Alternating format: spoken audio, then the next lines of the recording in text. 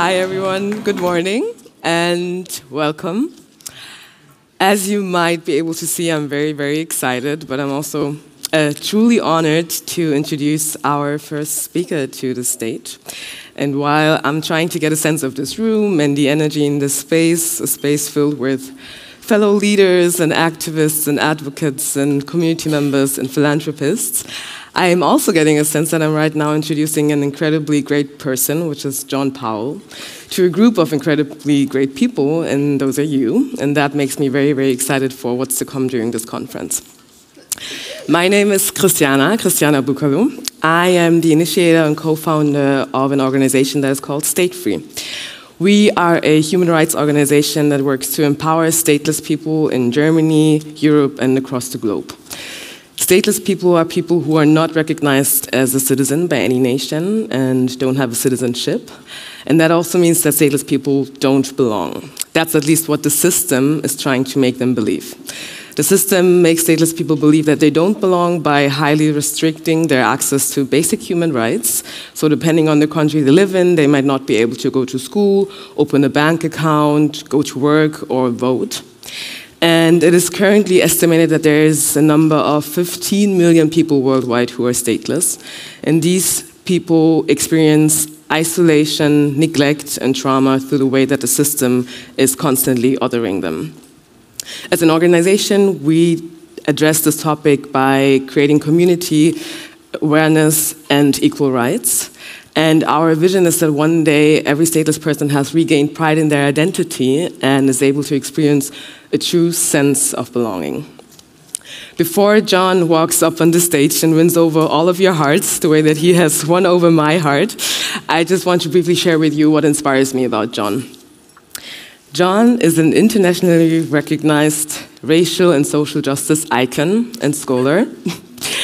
He has lived and worked in the US, Europe, India, Africa, and other places.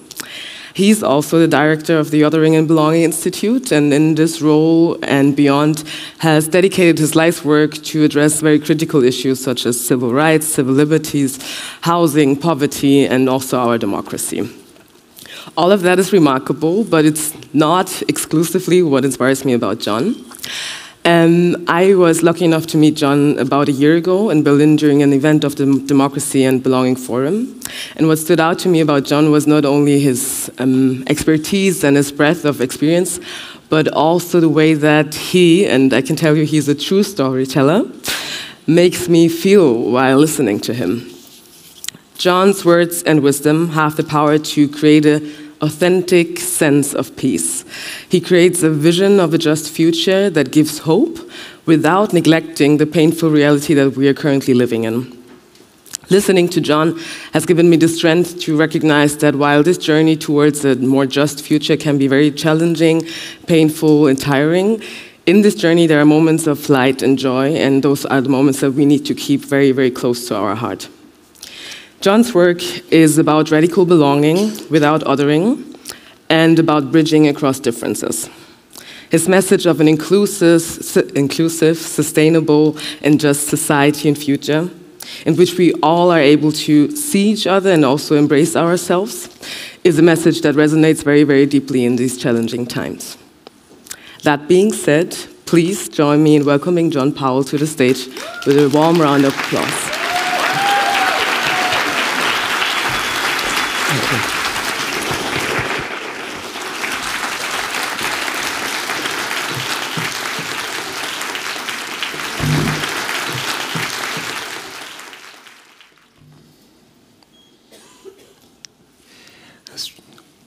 Good morning.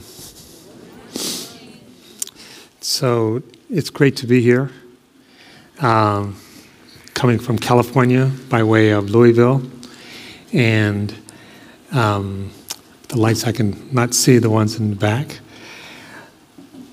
Again, I want to thank Sarah, the Othering and Belonging Institute, BMW for helping to sponsor it, and many, many others. Mainly I want to thank you, not just for being here, that too, but for what you're going to do when you leave. Because you are going to do something. And my new friend Etchi, we met yesterday, and she was saying, understanding without action is sentimentality. So we're not here just to understand something. We're here for action. We actually are in a process of making a world where everyone belongs and no one is other. That's your job. That's our job. That's our life. Again, to quote my friend Etchi just one more time, and I'll have a chance to be in conversation with her in a minute. She said that a weak pronoun I can't do very much.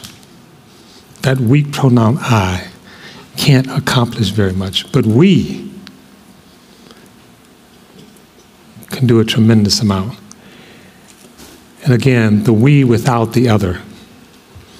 That's who we are. We're the we without the other. So people talk about us and them. We're going to be talking about us and us. So I'm going to show you some slides. I have my phone because I don't want to keep looking back, so I have the slides on my phone so I don't have to, oh, there it is. Thank you. I can put it down.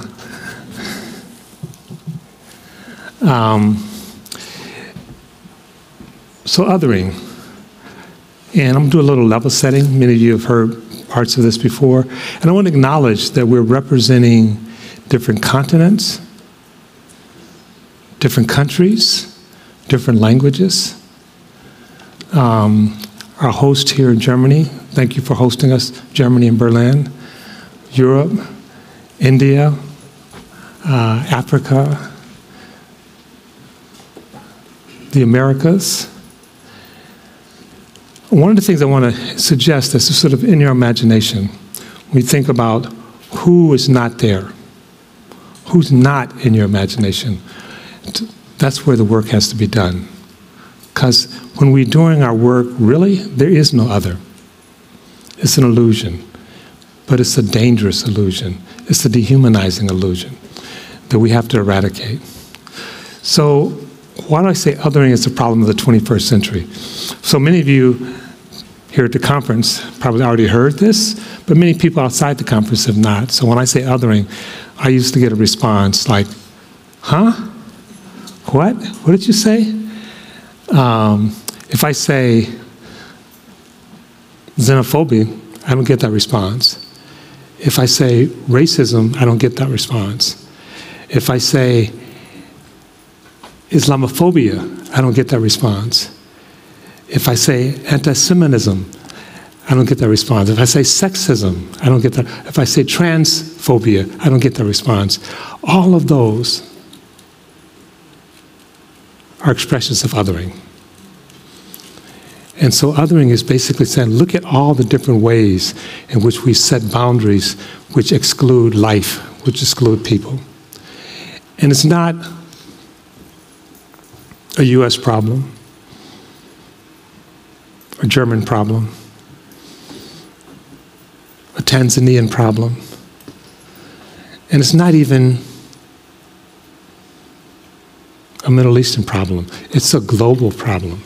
It's happening everywhere, and it's accelerating. It has its different expressions. It has its different histories.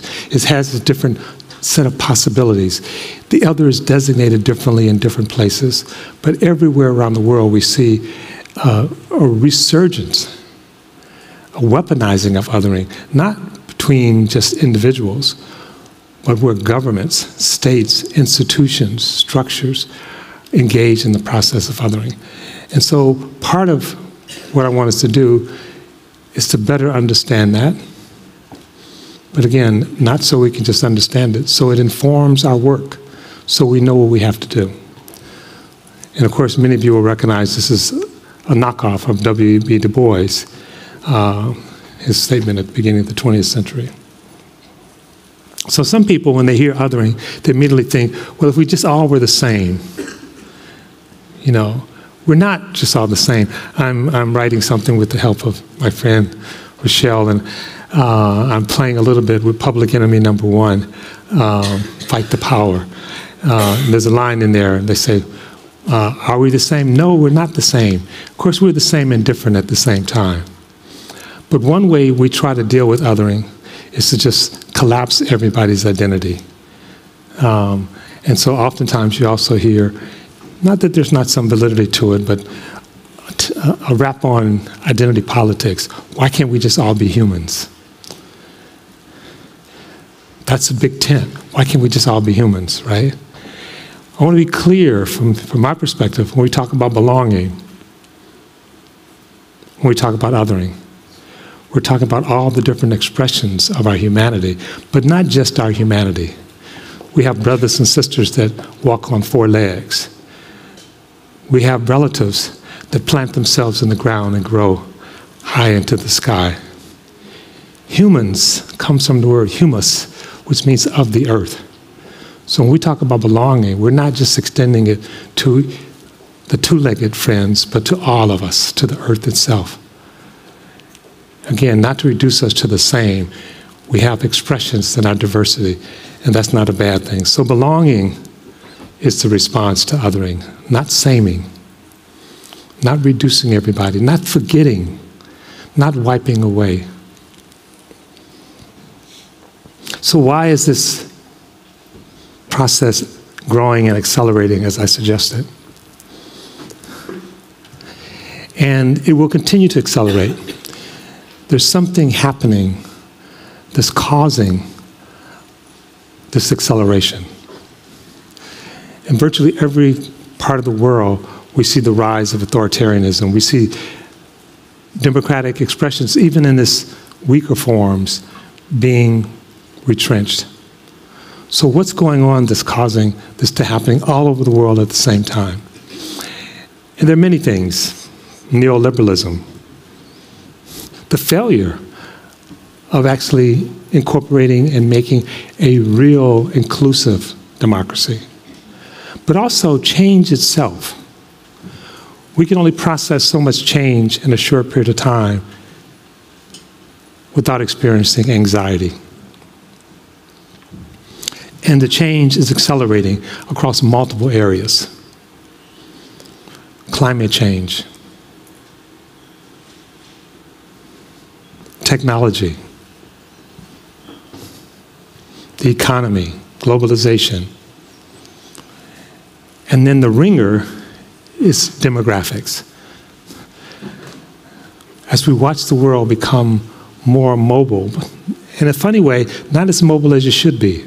I won't go off into this too much, but one of the expressions of neoliberalism, we made capital more mobile than people. All right, I will, because you asked.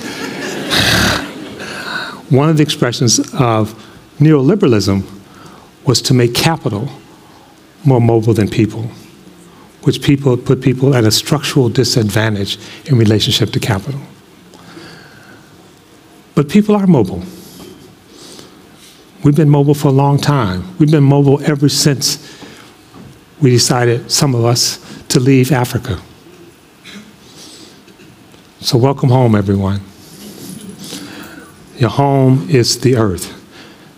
Not Germany, not the Middle East, not Africa. Your home is the earth. You are of the earth.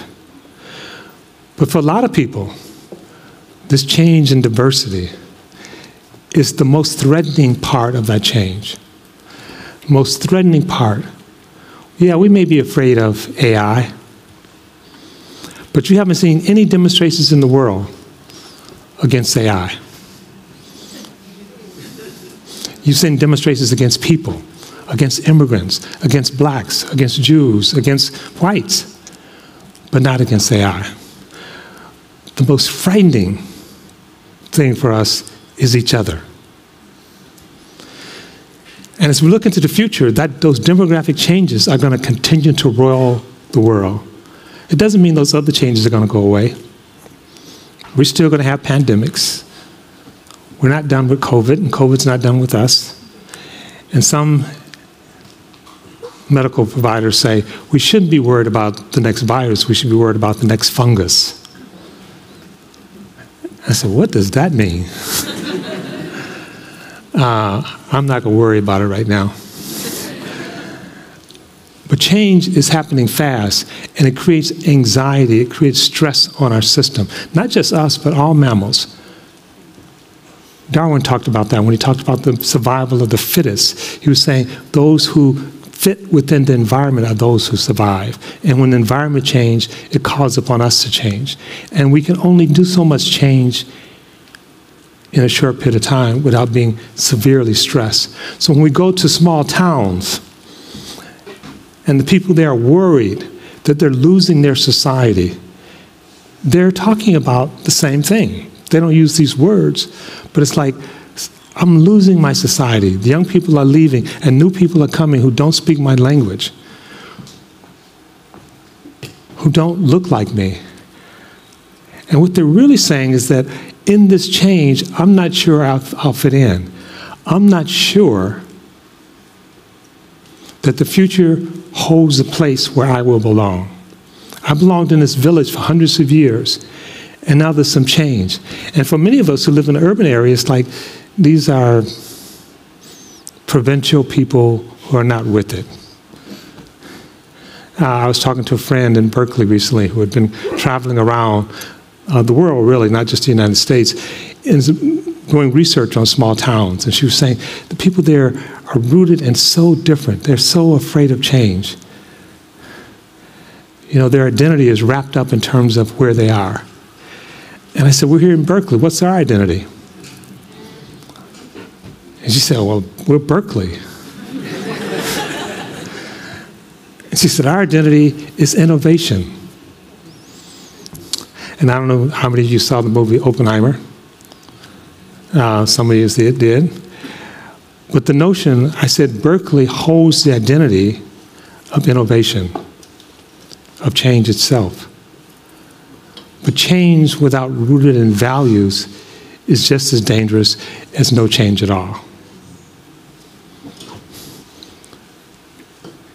So what we need to do is realize that all of us are on a spectrum and can only process so much change in a short period of time without being stressed out, without being destroyed. If the earth was to heat up by 5 or 6 centimeters, or 5 or 6 degrees Celsius, over 1,000 years, we would hardly notice. Over 100 years, we would probably not survive. So the speed of the change matters. Now this change creates this anxiety. But anxiety, as you know, is a disquiet, a discomfort. It's hard to put your finger on what's causing the anxiety. And then there's fear. So how do we get from anxiety to fear? We do that through stories. We do that through structures. We do that through rituals. So there's some people who come along and say, yes, you're feeling uncomfortable today? Well, let me tell you why. That guy next to you, that's why you're feeling uncomfortable. That man who has on a dress, that's why you're feeling uncomfortable. Those people who are speaking a different language, that's why you're feeling uncomfortable. You are feeling uncomfortable. I'm here to explain to you why. So we have stories. We are meaning-making animals. We don't just have reality. Something happens, and we have to make meaning of it. And the role of leaders is to help us make meaning. And I don't mean leaders just in terms of presidents and prime ministers. Cultural leaders help us make meaning of things. And the meaning that's being made of this change can fall along 2 major axes. One of them is called breaking, and one of them is called bridging. And breaking is where you say the change and disquiet that you're experiencing is because of the other. What other? I can invent another if I have to. Those who don't have the same number of cows. Those who speak with an accent. Those who wear a headdress. The other, in that sense, for the purpose of the story, is made up. But once the other's there, it becomes a sense of reality. and they become the object of our hate and our fear. So that's one story, the story of other, the story of breaking, the story of saying we are not part of the same human family, that we're not part of the earth. And we need to protect ourselves from that dangerous other who would take away our language and take away our very sense of being. So that's the breaking story. And that story is prominent in being used all around the world. The story does not have to have any relationship to the truth. It can be completely made up. But it's felt as real. I'll come back to that in a little bit. That's important because sometimes we think when people tell lies, the simple response is to tell the truth. That is a simple response, but it doesn't work always, and there are reasons for that. The other major story is one of, yes, we are growing, we're becoming more diverse, we're becoming more mobile. We're about to catch up with capital as we move around the world. And it's kind of amazing. We're expressing each other, we're pulling stuff out of each other, we're helping each other to actually discover different parts of ourselves. Years ago, as a young man, when I used to go to London, I used to dread eating. The food was so bland. Now when I go to London, it's like I can get any food from any part of the world. So we are becoming more diverse. Is that good or bad? What's your story? It's happening. So if we tell a story where it is good, where we can actually live together, where we can actually learn from each other, where we actually can invent together, where we can co-create, that's a bridging story. Where I'm willing to listen, where I'm willing to be curious about you. Not suspicious of you, but curious. That's a bridging story. So those are the two main stories, the breaking story and the bridging story. And there will be change, and this change will challenge us. One change I want to just mention, if you care about the future, then you should be thinking about Africa. Now, why am I saying that? By 2030, which is not the future, that's tomorrow, 2030, 42% of people 20 years and under will live in Africa. 42%. Now that's especially interesting when you think there are some countries that are getting old really fast. China, all of Europe, the United States, Japan, Korea, all these countries are basically saying, we don't have enough young people. And Africa is saying, we got a bunch of them. So, well, any place else? Anybody else got young people other than Africa? Because we're not sure those people would fit in. Japan, one of the oldest countries in the world, was having problems taking care of, who's going to take care of old people? The nurses, the doctors, the handy people who come fix their house. So Japan experienced this problem earlier than many of us. And so Japan said, okay, you know what? There are a lot of young people of Japanese descent. And years ago, many of them went to Brazil. And so they said, if you're Brazilian Japanese, you can return to Japan. And millions of them did. So these Brazilian Japanese, people of Japanese descent who had never lived in Japan, returned to Japan. And they got there, and the Japanese who had never left Japan said, you don't walk like we do. You're kind of loud. You're kind of colorful. You know what? You're really Afro-Brazilian. Can you leave? Literally. It's like, we made a mistake. We thought you were going to be like us. And so all these young Brazilians who had come to Japan was encouraged to leave Japan. As we travel, as we grow, as we adapt, we do change. And we change at different rates. So how we actually organize the movement of people will be one of our big challenges, the stories we tell about that. And as I said, the other is not given. There's no natural other. There's no natural self. It's constructed through stories, through practices.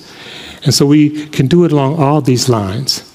And in any given place, any given country, we will emphasize one over the other. In the United States has been race.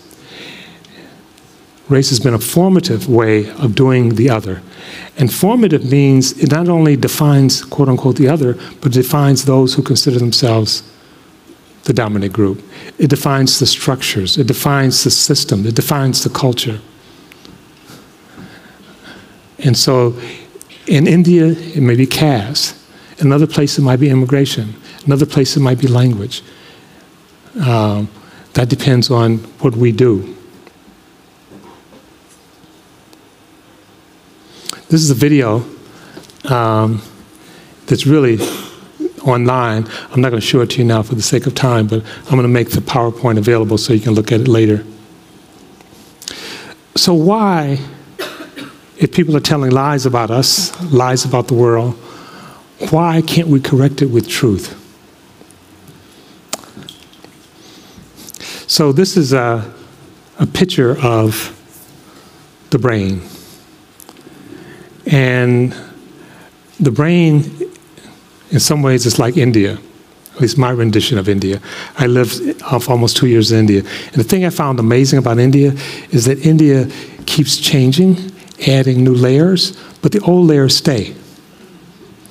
It doesn't tear down all the buildings. And so in some places you go to India, you feel like this is how it was 3,000 years ago. And then you turn the corner and you see a computer hub. That doesn't happen in the United States.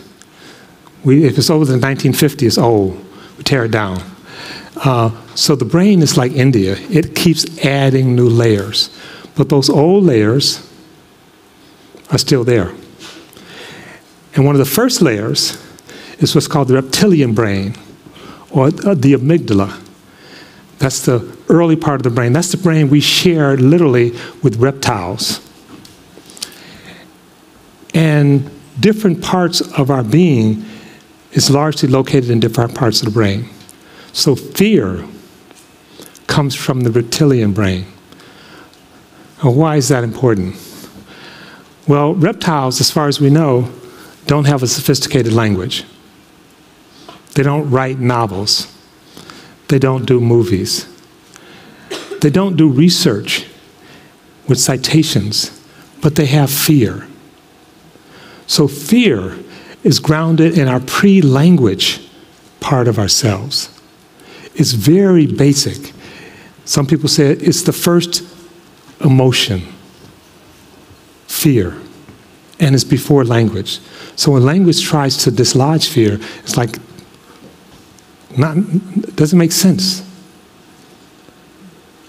So those who are trading on fear don't have to make logical sense. It's very old, it's very big, and it's easy to activate because it's always there. And so what's happening is that this anxiety happens, we feel it in our body, and then someone says, be afraid. Oh yeah, I got that, I got that down. It was necessary for our survival. We learn to react with fear before we learn language. And so part of the thing that we have to deal with, this change is inducing an environment where fear is very prominent. And that's one reason it's happening so fast. And we keep trying these logical interventions, and they don't make sense. They don't compute. We say, how could people, you know, when Obama was running for president, the right wing went after his minister, Jeremiah Wright. And they said Obama was the other. He's black. He wasn't born in the United States. He's born in Hawaii. His minister was a fiery Christian minister. And Obama followed this minister because Obama was a Muslim. And I say, most Muslims don't have Christian ministers, but okay. And we look at the absurdity of this statement that actually propelled Donald Trump. Donald Trump was at the head of that movement. The logic of that statement simply doesn't make any sense, but it didn't matter because people were dealing with fear. And you sort of need a different way of engaging people around this. So if you look at demagogues all over the country, all over the world, they have something in common. They trade in fear. And one of the big fearful places, one of the big fearful things is the future. The future where all those young Africans will be living in Berlin and Seattle and Portland and Asia. Don't even mention Japan. Japan does. So a lot of fear, right? The future, when I look at the future and I see these changing demographics, you heard a poem saying 2/3 of the world doesn't fit within our paradigm of whiteness. Some say 3/4. Is that a scary thing? Not to me, not to bio. But to some people, it's super scary. And so what are we going to do about a future where all these young people become adults? Well, what many of these people do, they say, let's not have a future. Let's go back to the past. I say, how far back do you want to go? Well, let's go back when India was great. And if you listen to Modi, he talks about there was a time that India not only was great, but it traveled the universe. There were spaceships, and Indians were colonizing the universe. Probably not true. Doesn't matter. What he's saying is that I'm going to put a brake on the future because the future is so scary. Are you afraid of the future? What do you think about AI? It's kind of scary. Okay, let's put a brake on it. So let's go back to this mythical past instead of inevitable future, because the inevitable future is problematic. And when you look at what we do in our cultural expression of the future, it's largely negative. Zombies, robots, AI, Terminators. Almost all the films that tell us about the future is one that none of us would want to live. The humans don't belong. The future that our cultural leaders are peddling is a future where humans don't belong. So nobody wants that future. Well, what's a different future? I don't know. And so that's something that all of these leaders try to sell. Let me give you the past.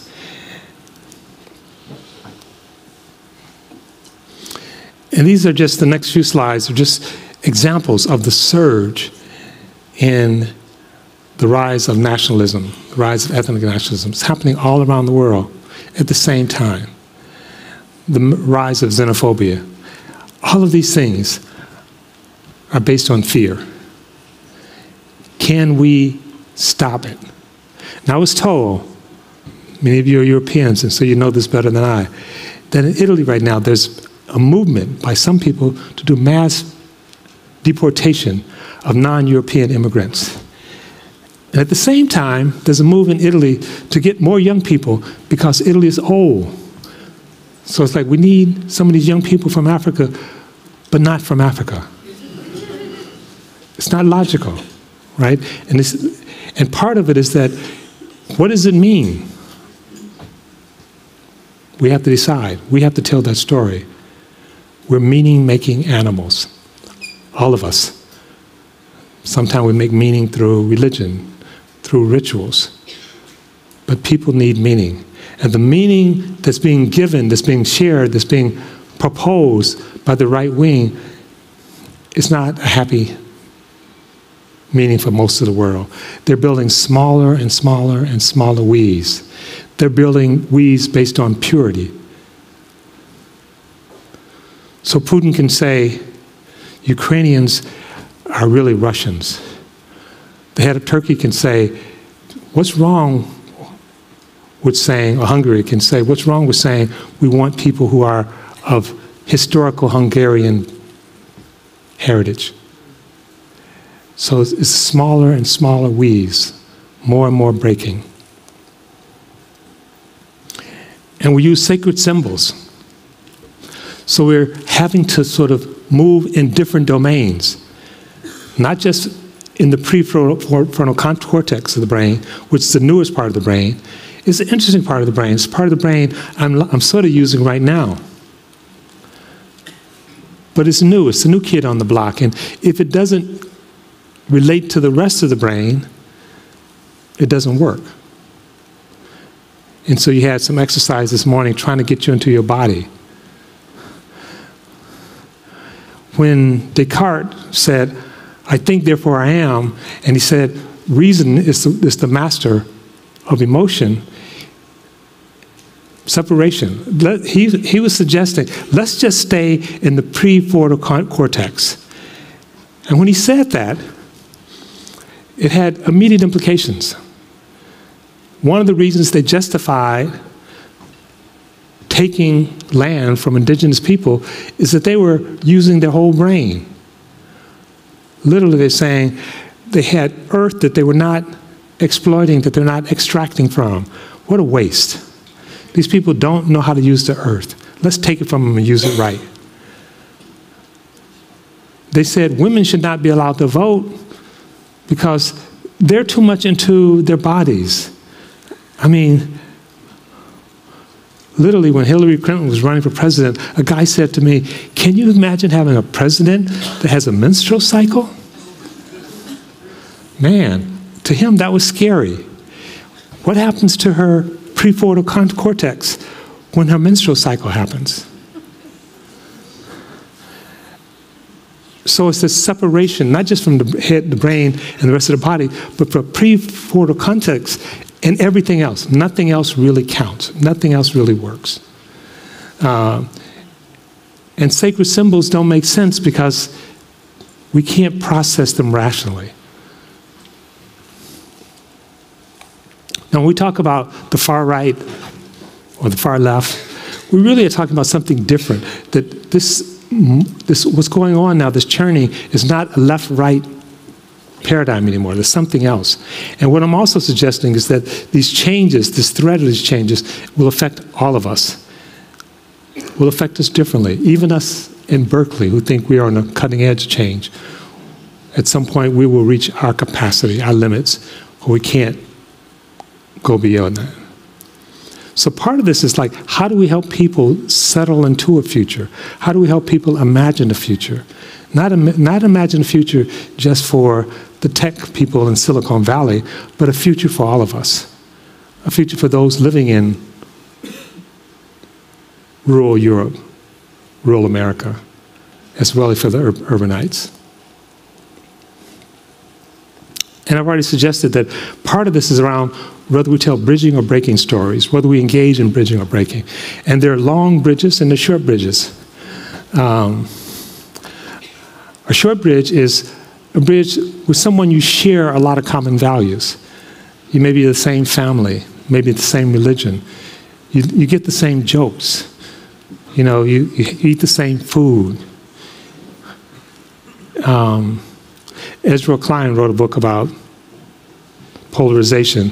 I don't like the word polarization. It's broad use, but I'll use it. And he talks about the gap, the tension between vegetarians and vegans. See? Yeah, That's what most people do. It's like, what? So that's a short bridge. You should think vegetarian and vegan, there's no difference really. So they should be able to get along. And a long bridge would be between someone who's like a Bernie supporter and a Trump supporter in the US context. where people don't have the same vision, they don't have the same history, they don't have the same religion. And it's like, it's going to be really hard to get these people to listen to each other. Here's the rub, and we do have to pay attention to long bridges and short bridges. They're different. But when you have short bridges and a break within a people who are otherwise close, that break can be just as nasty as a long bridge. So even though your sister was brought up in the same religious community, eats the same food, likes the same music, when you and her break, it can be so nasty. And in part because you know each other so well, right? So what looks like short bridges and what should be easy can be just as nasty. Now usually we don't kill each other around short bridges, but sometimes we do. So when I say short bridges and long bridges, it doesn't mean that short bridges are easy. It means we have, in a sense, more resources to draw on, potentially. And power matters. So when we talk about bridging, one of the things that some people make, a mistake they make, is assuming that if we can all just talk to each other, that everything would be fine. It ignores the power differential between groups that make even talking, even bridging, extremely difficult. So we have to pay attention to power. And so the right tends to, in terms of bridging, coming together, ignore power. The left tends to exaggerate power.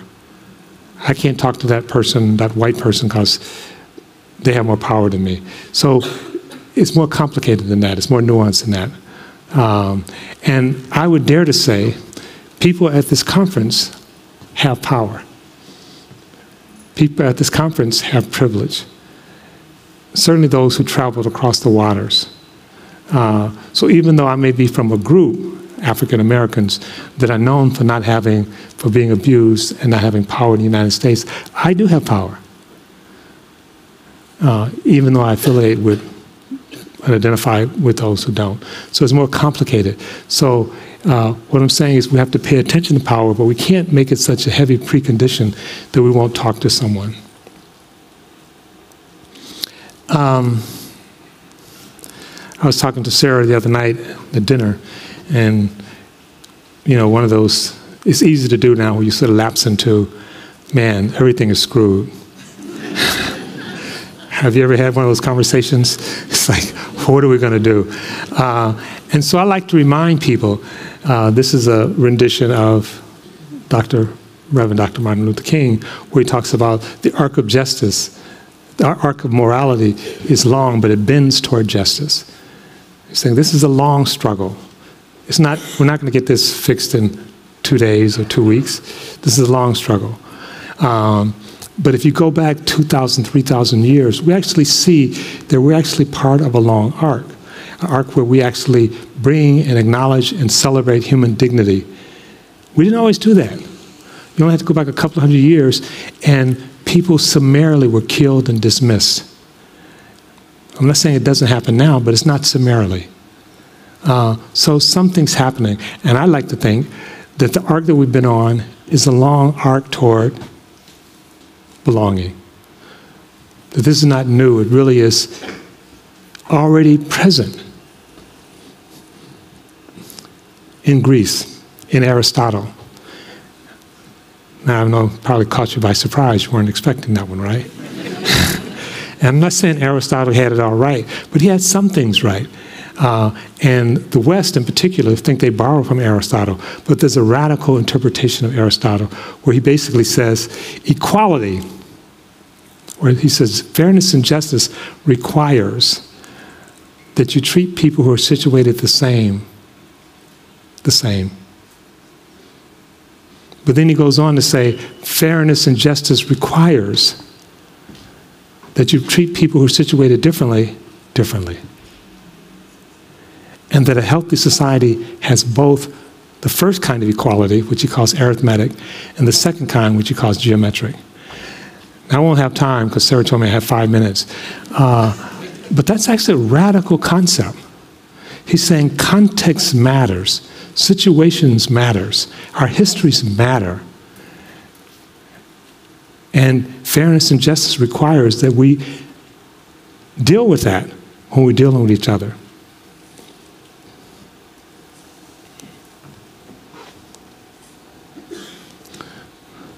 So this moves us toward belonging. People belong from where they are, not from where they should be. And why belonging? Why not inclusion? Belonging is different than inclusion. And some of you have heard me say, inclusion is you're a guest. You're coming to my party, and my party will have my food, my music, my friends, and I hope you have a good time. And my party will be a dancing party. So those of you, I actually literally gave a party a number of years ago, and I said, this is a dancing party, but for those who really don't like to dance, there will be some talking. Not a whole lot. The talkers aren't going to dominate. Well, you say, well, that sounds like a terrible party. That's not the kind of party I would like. What kind of party would you like? Well, what if it wasn't my party? What if it was our party? What if we had to co-create the party together? That moves inclusion to belonging. Now, there are a lot of parts of the world where this is an issue right now. When you're at home, you get to arrange the furniture. In a sense, everybody wants to be at home. Everybody wants to belong in as many places as possible. So what should we do for those people? No. Belonging is you do with those people, not for those people. You do with, not for. So think about the problems that we're facing in the world today. If we approach them from the perspective of everyone belongs and have a right to co-create where they belong and what that means, it'd be a very different world. So we want to move toward belonging.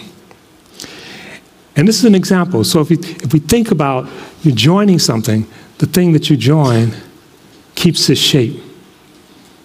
You're joining. If there has to be some adaptation, it's on your part, not the structure's part.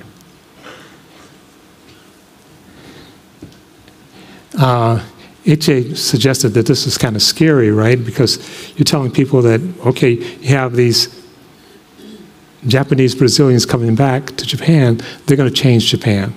And to a certain extent they are. But it doesn't have to be scary.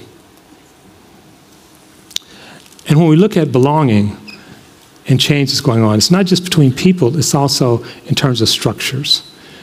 We live in structures, and structures live in us. So how do we make structures that are reflective of our needs to belong? So if you think about an escalator does some work. It takes people from one floor to the next.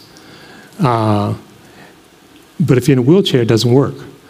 Structures all have implicit values and implicit assumptions. So how do we make structures work for us? Not for structures to become neutral, but structures to become belonging structures. And I only have about 2 minutes left. I know it's really 1, but I won't take 2. Think about an airplane. Many of you probably own an airplane, and this is one of the examples I love to use. Overhead racks on an airplane.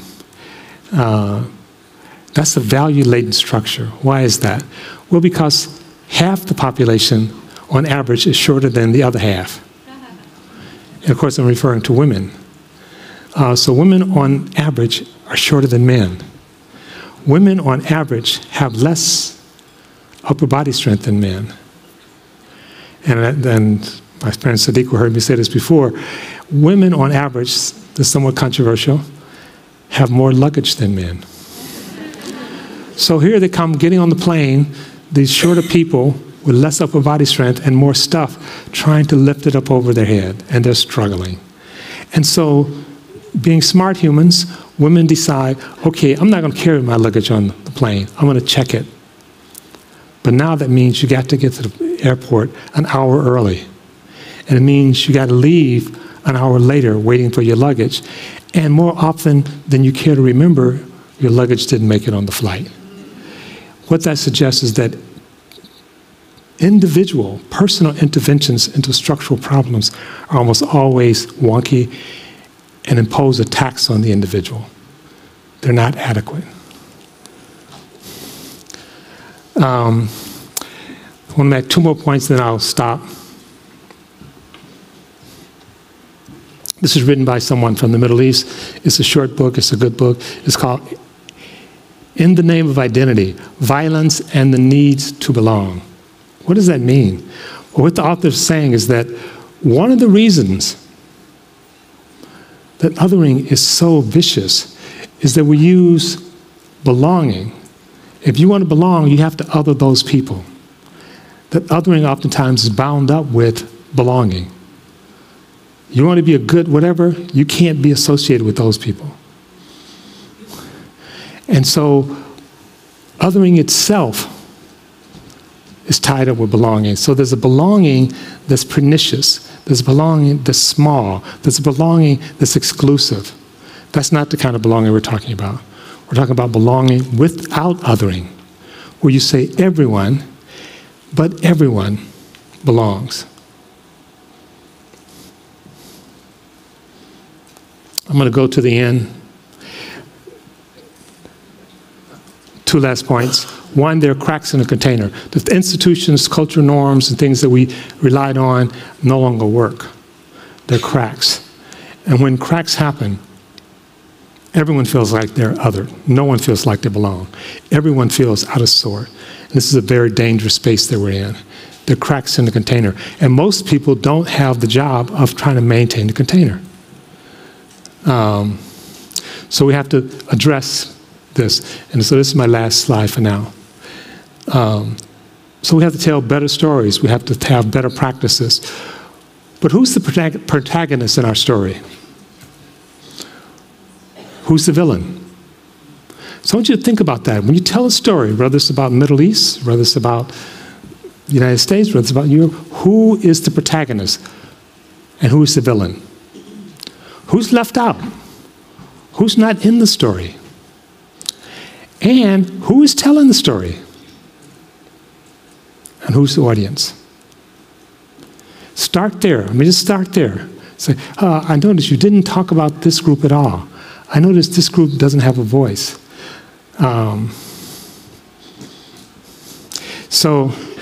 if we do that, we'll expand the story. It'll be a different story. It won't be my story anymore. It will be our story when we come together and tell a story together. And if we're doing that, we will be on the road to imagining a different world and a different set of identities. And you will join us in what we call our moonshot, which is how do we help create a global norm where everyone belongs? And that's the charge we've given ourselves at the Institute to try to accomplish in the next 15 years. Thank you.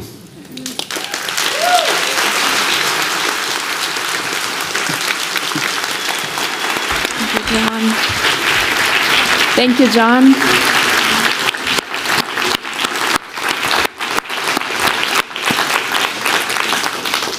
All right, we have space for a few questions, if they're short and if they're questions. So we have roving microphones in the room.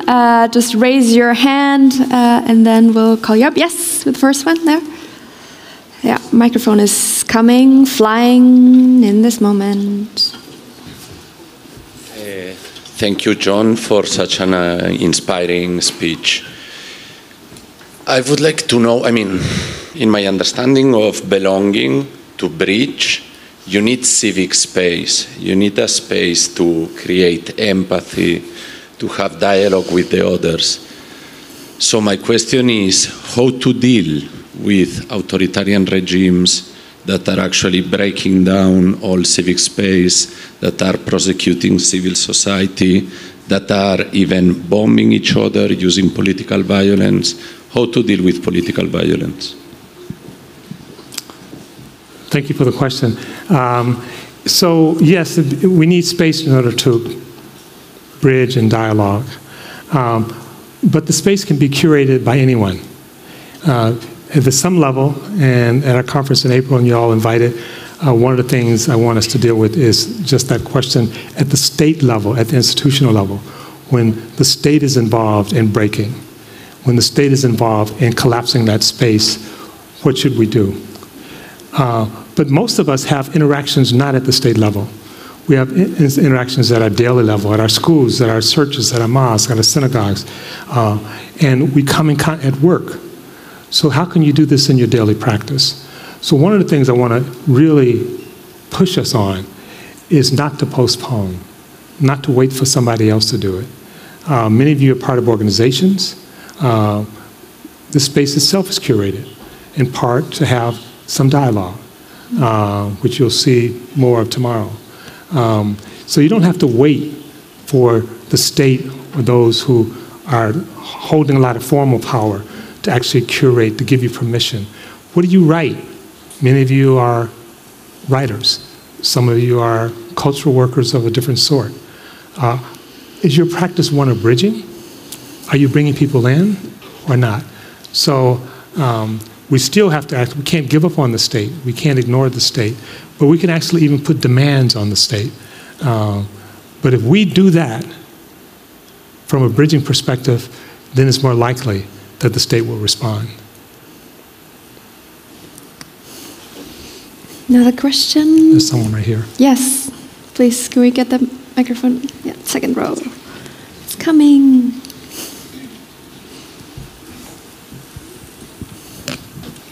Thank you so much. I have a quick question. How did you come around to love the topic of belonging and to work on it? How did it spark and why did you decide it? So that's an interesting question, in some ways a hard question, because I don't think we really, I studied the mind, including the unconscious, and I don't think we really know ourselves that well. Just like with other people, we make up stories about ourselves. And it's not that we're lying, but we're not factual. So I'd like to think, I started thinking of belonging when I was 5 years old, and I was shooting marbles, and this idea of belonging just hit me, but I know that's a lie. And what we do most of the time is that we take where we are, and then we impose that perspective on our past, right? It's like, I've always felt this way. I know that's not true. But I do care about people. I do care about life. I'm 6 of 9 children. I love my family more than I can even say. When I watch them being mistreated, and then watch others being mistreated. And one thing that happened, and I'm writing a book, and I talked a little bit about this in the book.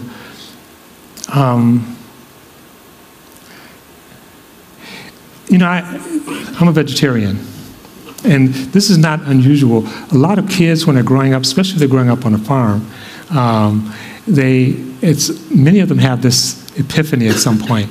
It's like, this is really good chicken. I haven't seen. Testing. It's back on. I haven't seen Sally the chicken lately. It's like she's on the table. It's like, oh no, I don't want to eat Sally. Our ability to have empathy, our ability to care for those who are considered other, including other species, for most of us happen at some point. But then we're socialized out of it, right? Eat the damn chicken, you know. Sally's dead. And I had that too. That happened to me. That happened to me when I was 11 years old. I don't know why, but I won't tell you the whole story for the sake of time. But I grew up in Detroit in a black neighborhood, a poor neighborhood. We called it literally Black Bottom because, in fact, when I was growing up, I thought it was a lie when they said the country was majority white. Because, like, everywhere I look, I see black people. Where are all these supposedly white people? But I started reading. And what I read was that I started reading about Asia, in particular China. And my father's a Christian minister. And the teaching of my father's church was that unless you were baptized in that church, not in another church, in that church, you're going to hell.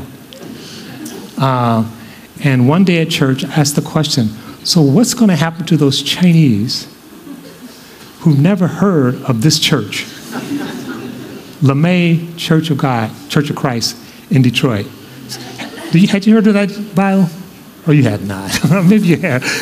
So anyway, they couldn't answer it. They said, unless they accept Jesus and this church, they're going to hell. I left the church and it created this incredible rift with my family that lasted for several years. And when I left the church, I thought, I'm going to hell too. But the point is that, to me, in some ways, in my own rendition of my story, of my life, which I don't really believe, that's when I got on the path of belonging, and recognizing that everyone belongs. You don't have to be Christian, you don't have to be black, you don't have to. I'd never even seen a Chinese. It was an abstraction in some ways to me, but it was like I couldn't eat that chicken once the chicken had a name.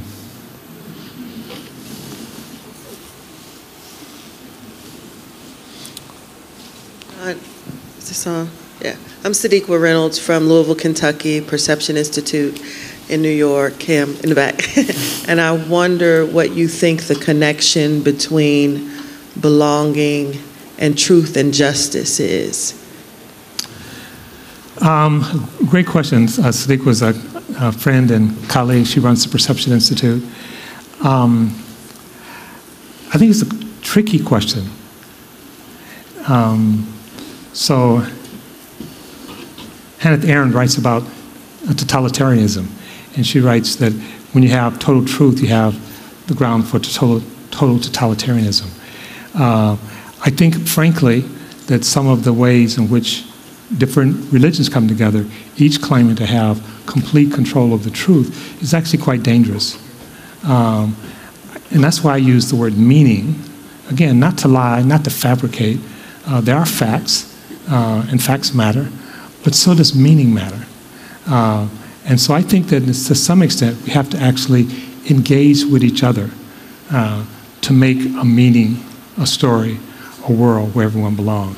I think if we simply think we can figure out the truth by ourselves from our perspective, and I'm not a relativist, I did study postmodernism, I'm not a relativist, but I do think the intersubjective nature of truth, of meaning, is actually important.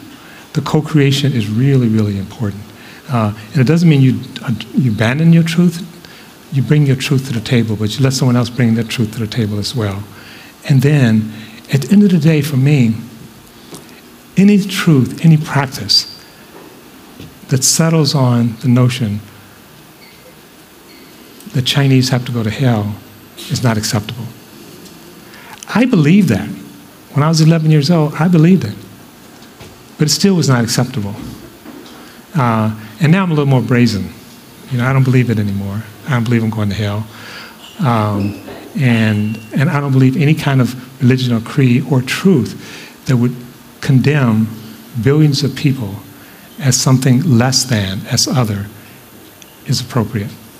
So I think I don't know, somewhere in there I think there's an answer to your question. One last one. Yes, you. I saw you before. Thank you. Thank you so much for sharing with us today.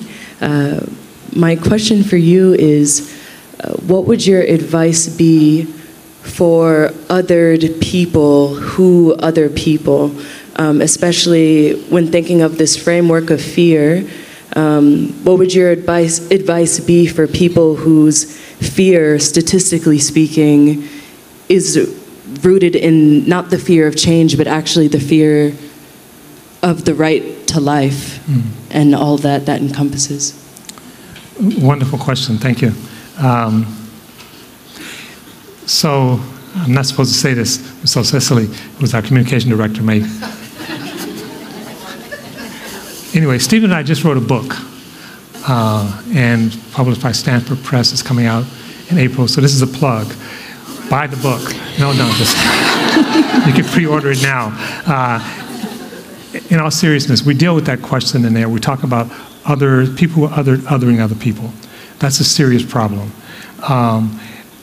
Power is diffuse. No one group has all the power. Power is uneven, but not one group has all. No one group is completely devoid of power. We can all hurt each other. And oftentimes when we're hurt, our response is to latch out and hurt other people, including other marginal people. We'd like to have a framework where all marginal people came together in love and understanding and solidarity. It's just not reality. We have to keep working on that, but we have to extend it beyond that. We also have to acknowledge that people who are quote unquote part of the majority, or sometimes called dominance, that's the stratification right there. If Elon Musk walked in here, the average wealth of white people in this room would be probably, certainly in the hundreds of millions, maybe in the billions, right? But your circumstances would not have changed at all, except you got to see Elon Musk. So we have to be careful. The other thing, and I'll end on this. Some of you know the story of Loretta Ross. Loretta Ross is a middle-aged black woman. I don't know what middle age is anymore, so I may be lying again. But she's an older black woman. She's not even middle-aged. She's closer to my age. I don't know if I'm middle-aged or beyond middle-aged. But anyway, beside the point. She's a black woman. I do know that. She's a rape victim. And she's a five raped, traumatized her life. And at some point, she started writing about it, and she's written a book, several books now. And someone from prison called her, wrote her, and said, I'm in prison for raping women. And now I'm in prison, I'm raping men. I don't like myself. I hate myself, but I'm addicted. I can't seem to stop. Can you help me? Can you come to the prison to help me? And Loretta Ross went to prison to meet with this person.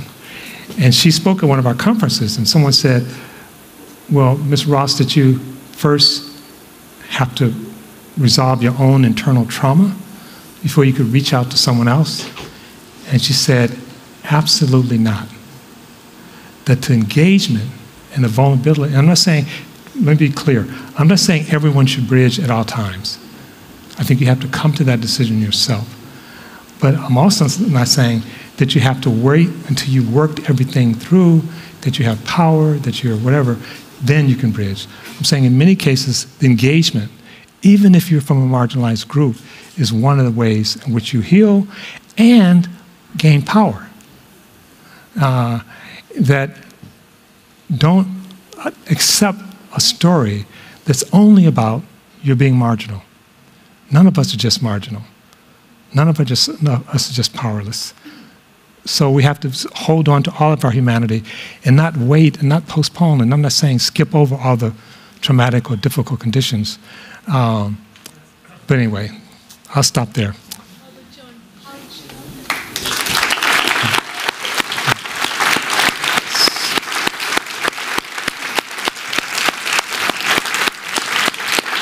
So if I can take 30 seconds, I got a question up front. So how did she help them? She did go to the prison. She did help the person. Part of it was seeing his humanity. Someone who actually cared actually helped him a lot. And she also said, she's not a, idealist. They said, how'd you do that? She said, I drugged myself up before I went to the prison. So she said, I self-medicated. It wasn't easy. So again, most of us are probably not Loretta Ross. But she had this internal struggle of could she see this person's humanity, even though this person had clearly been part of the story in terms of her own trauma.